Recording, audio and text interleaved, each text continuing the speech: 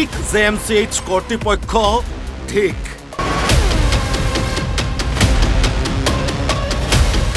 মানৱতাক ভুল উন্ঠিত কৰিলে যোৰহাট চিকিৎসা মহাবিদ্যালয় হাস্পাতালৰ বিষয়া কৰ্মচাৰীয়ে অভিভাৱকহীন ৰোগীক আনি পেলালে ৰেল ষ্টেচনত প্ৰথমে মন কৰক এই দৃশ্যটো এই মেডিকেলৰ পৰা পঠাই আছে মানুহ ন কোন জেগাৰ পঠাই আছে এই বেমাৰী মানুহ এনেকা মেডিকেলৰ পৰা ইয়াত পেলাই থৈ গৈছে মানে কাৰণটো কি নহয় কলে বোলে বাইদেউ কলে বোলে ট্ৰেইনত বোলে উঠাব ট্ৰেইনত উঠালে ট্ৰেইনত উঠাই দিব আপোনালোকে ট্ৰেইনত উঠাই দিয়ক ইয়াত কেনেকৈ পেলাইছে আপোনালোকে বুজি পোৱা নাই আমি বুজি পোৱা নাই ট্ৰেইনত যদি নুঠায় বাইদেৱে কৈছে মেডিকেলত ট্ৰেইনত উঠাবলৈ আপুনি ইয়াত কেনেকৈ পেলাইছে आप लोग उठा लो उठा के ले जाओ मोदी टाउनत कोनो फाले थৈ দিব ইয়াত নথব এনেকৈ পেলাই থৈ যোৱা মানে নিয়ম নহয় ন আপোনালোকৰ মানুহ এটা জানিব লাগে এইটো মানুহটোক ইমান কষ্টতে ইমান বেমাৰী একেবাৰে মৰিবলগীয়া মানুহ মেডিকেলত থ'ব লাগে নে ইয়াত পেলাব লাগে এই দৃশ্য আছিল মৰিয়নি ৰেল ষ্টেচনৰ জানিব পৰা মতে কিছুদিন পূৰ্বে যোৰহাট নাওবৈচা গাঁৱৰ কমল দত্ত নামৰ এজন ব্যক্তি দুৰ্ঘটনাত পতিত হৈ এখন ভৰি ভাগিছিল আৰু চিকিৎসাৰ বাবে ভৰ্তি হৈছিল JMCHত একেদৰে বিহাৰৰ শ্ৰীভান জিলাৰ বলৱন্ত চৌধুৰীও দুৰ্ঘটনাত পতিত হৈ ভৰি ভঙাৰ বাবে ভৰ্তি হৈছিল চিকিৎসালয়খনত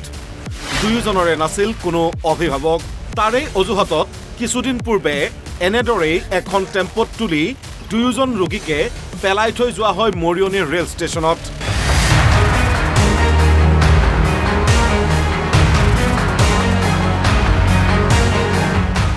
ঘটনা পোহৰলৈ অহাৰ লগে লগে দায়খৰা মন্তব্য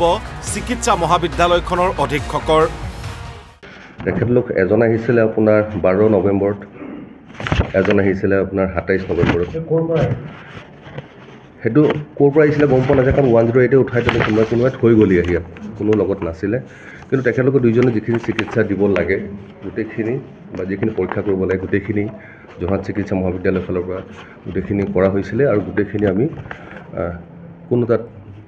যে যিটো কথা ওলাইছে কোনো এটা পইচা গোটেই কথা নাছিলে কোনো ফিজ দিবলগীয়া হোৱা নাই ফ্ৰীকৈ গোটেইকৈ চিকিৎসা আৰু ডক্টৰসকলো নিজেও লাগি যিখিনি যথাসম্ভৱ যিখিনি পাৰে সহায় সহযোগ আগবঢ়াইছিলে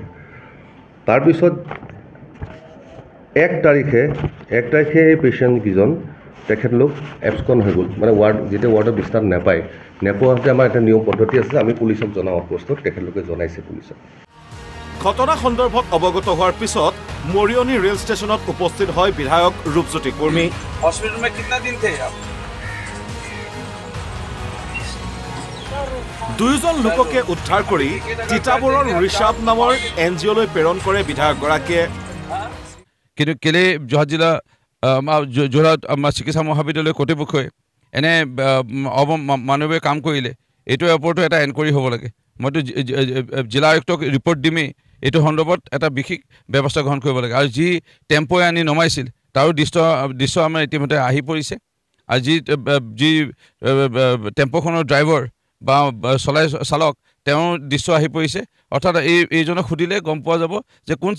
চিকিৎসকে বা চিকিৎসা মহাবিদ্যালয়ৰ অধ্যক্ষই হওক বা তাৰ